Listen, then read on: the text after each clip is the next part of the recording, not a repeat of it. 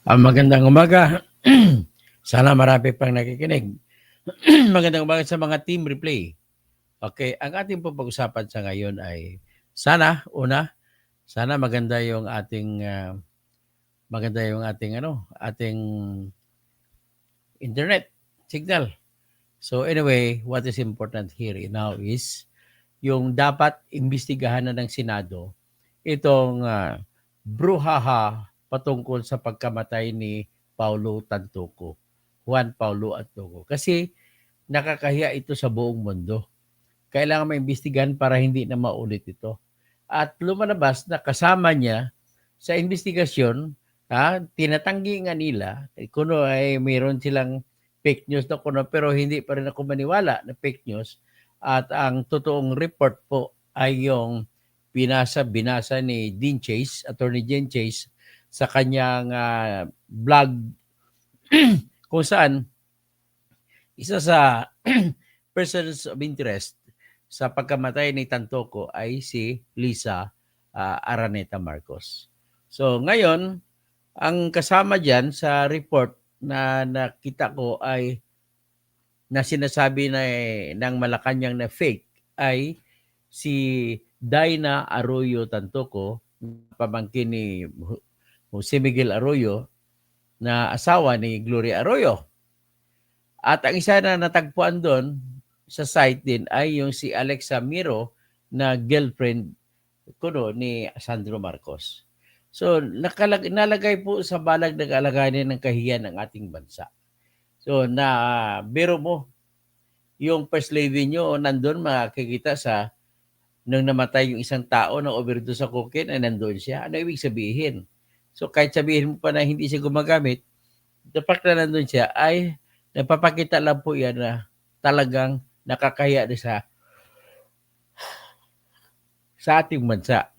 Ngayon, isa pong dahilan kung bakit ako dagot. Kasi ang una kong dahilan, yung report na nauna pinalabas nila ni the Attorney Dean Chase sa pamamagitan ng pagsabi, hindi naman na pinakita ang kopya. Na sabi ko nga ay original because merong tinatawag na yung pinakita na kopya ni Attorney Dean Chase ay may watermark. At ang kanyang pinakita ay merong password o di kaya protected ito ng tinatawag na right protect. So kung sino lang ang gumawa ng dokumento na yon ay silang pwede makabukas kung gusto na papalitan. Parang kagaya rin yan kung magpapadala sa email mo yung bangko mo, ng email mo, ng yung statement of account o yung credit card mo, ay binibigyan ka ng password para mabuksan mo yung statement of account. Ganun po katindi yung sikreto kasi. May confidential rule that ino-observe. So anyway, tapos, ang ginawa naman nila ni ng Palasyo ay kumuha sila doon sa ABS-CBN, meron din daw sa Philippine Embassy sa Los Angeles, na kumuha rin daw ng kopya, pero ang kopya ay walang nakabanggit na report na sinasabi na yung white powdery substance ay nagkalat sa sahig at saka sa lamesa. So, among others, may 3 pang sirens na nakikita na may laman na trace ng white powdery substance. At ang problema pa dyan ay na konfirma na po na ang cause of death ay overdose sa cocaine. So ngayon kung gano'n, ano ang ibig sabihin? Nag-iisa lang ba siya doon? O na si Juan Paulo Tantoco po ay anak ng mga Rostans? Number 2, siya ay nandoon, sumama siya sa kanyang misis. Ang misis niya po na si Dina Arroyo Tantoco ay personal secretary or social ang tawag diyan social secretary ni Lisa Araneta Marcos, na kung saan si Marcos nandoon siya. So kung nandoon si Juan Paulo Tantoco sa kanyang hotel room, siyempre pag mag-take ng droga yan sa most private place. So ang most private place, yung room 504 na supposedly yun yung doon naka-check-in, doon naka-book si Paulo Tantoco. Kasama niyang misis niya na nandun din. So kung nandun na misis, malamang nandun din si Lisa Araneta Marcos, pero tinatanggi nila. So, ang solusyon na lamang dito ay kailangan din isa sa maliban sa hair follicle test na ayaw naman nila ay Senate investigation at nag-propose na si Amy Marcos na mag-propose na na magkaroon ng Senate investigation at susugan niya yung may hiwalay na sinampa na Senate resolution si Senator Robin Padilla para imbestigahan ito. So, ang sa akin lang dito ay dapat imbestigahan. So, anyway, yes, ang nangyari dito ay kung the more na tinatago nila yung report na ito, the more nagiging controversial. At saka ginagawa nila ngayon, todo ang nangyari ngayon, todo yung banat sa sabungero na case para ang atensyon ng tao ay dun sa sabungero mapupunta. At gumawa pa sila ng diskarte na inilabas na kung may problema daw sa citizenship si Gibo Teodoro para mapansin ang makuha yung pansin ng mga Pilipino papunta doon kay Teodoro, pero bigo sila, hindi nangyari. Gumawa din sila ng kwento na iparesto nila si Bato kung magpaparesto ng ICC. Bigo rin sila kasi ginagamit lang pantabon. Sabi ni Bato, pantabon lamang sa tinatawag na police report na tinatago ninyo. So ngayon, according to Attorney Libayan, hindi talaga binuyagyag nila ni Dean Chase yung police report. Nawak nila. Kundi pinakita lang yung portion. Kaya si Dean Chase naman, siya po ay attorney at nagtatrabaho siya sa documents section ng kanilang law firm at expert siya kung ano mga digital copies, mga computer copies ng mga documents at napatunayan niya na original yung hawak ng document sapagkat may watermark. Kung bubuksan mo, pinakita niya sa kanyang blog. At mayroong tinatawag na password. Hindi mo pwede mapasok, ma-edit kung hindi mo alam ang password. So, yan ang two of the things na nagsasabi na gano'n ngayon. So, anyway, ang pakinggan natin po si Madam Amy Marcos sa kanyang sinasabi. Siyempre, concerned sa kanya kasi ang kapatid niya ang nabibingga dito. So, tingnan natin ngayon.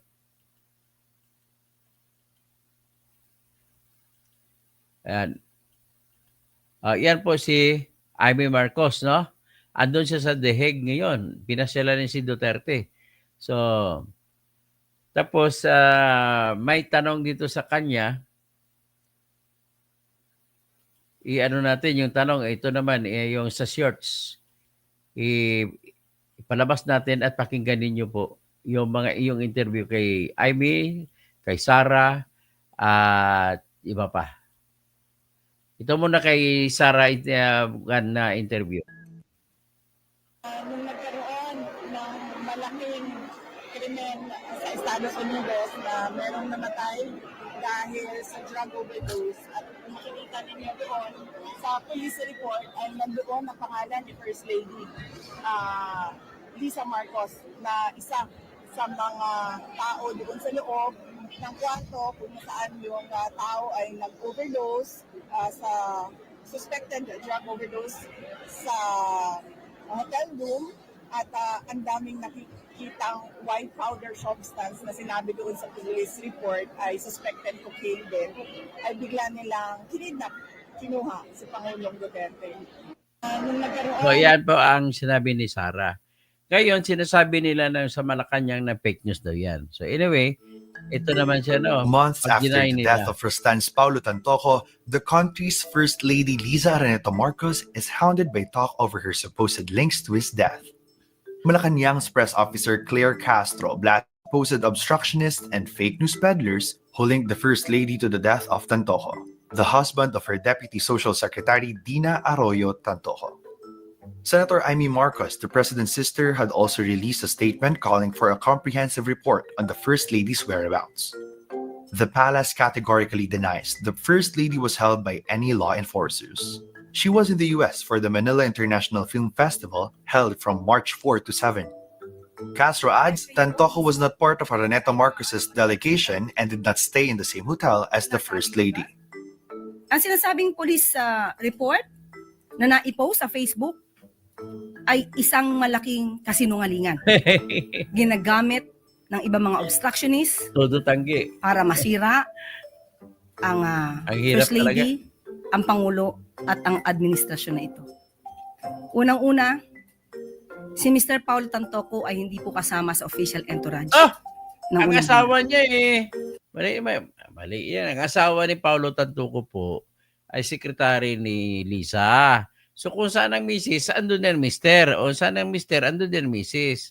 Siyempre, dahil 24 hours dapat katabi ni Mrs. Tantuco si Lisa, di malamang andun din si Lisa sa katabi nila ni Paulo Tantuco nung namatay si Paulo Tantuco.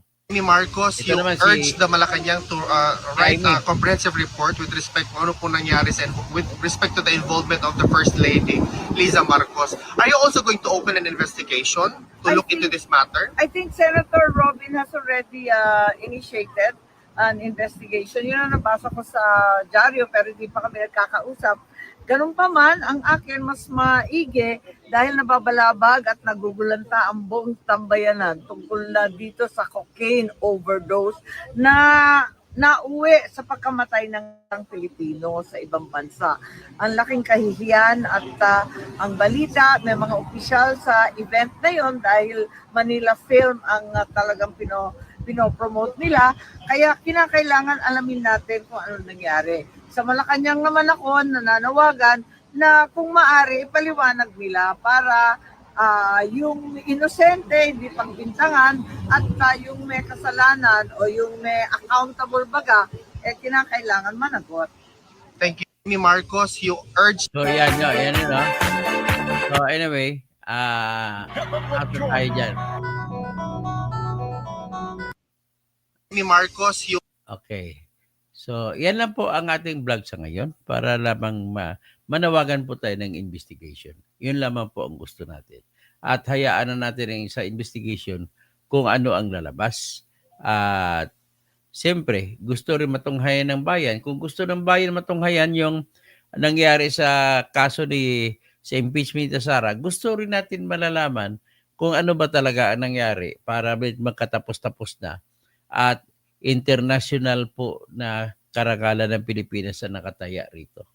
Biro mo, ang lakad nila doon sa Manila International Film Festival ay pera ng gobyerno ginamit. So, tapos magdadala ka pa pala, papamasian mo, bambili lang pala ng cocaine, ay nakakahiya naman. Saan kaya sila kumuha ng cocaine? Yan ang tanong ko. Saan kaya sila bumili? Saan doon? Kaya kumuta roon, sinong taga roon? Mayroon sigurado na tulak na nag-ano sa kanila doon, na nagdala. O magandang umaga, Tornin. Naama na CCTV ng hotel. O, sigurado yan. Nakuha na ng Beverly Hills Police Department lahat ng CCTV na yan. Sigurado ako dyan. So hanggang dito na lang muna po tayo at magandang umaga po. At tayo tulog na. May bagyo po. At magandang umaga sa inyong lahat.